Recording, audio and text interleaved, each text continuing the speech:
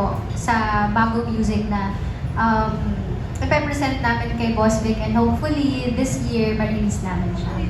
Tapos, pagkasama kayo ni Ashley sa P-pop, di ba?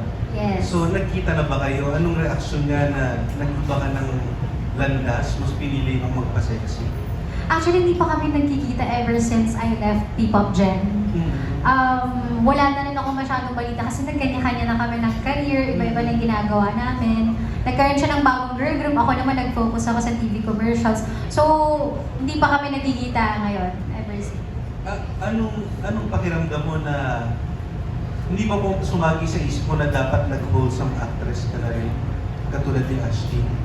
Actually, sumagi na rin po yun sa isip ko. Pero kasi I don't mind other people's business or career.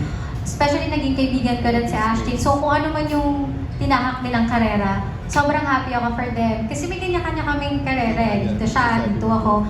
Okay naman, sobrang saya naman po. Pero at this moment po kasi parang ine-enjoy ko rin muna yung journey ko sa Viva Max and yung thrill, yung iba yung ano eh, yung saya and excitement dahil hindi naman din to basta-basta.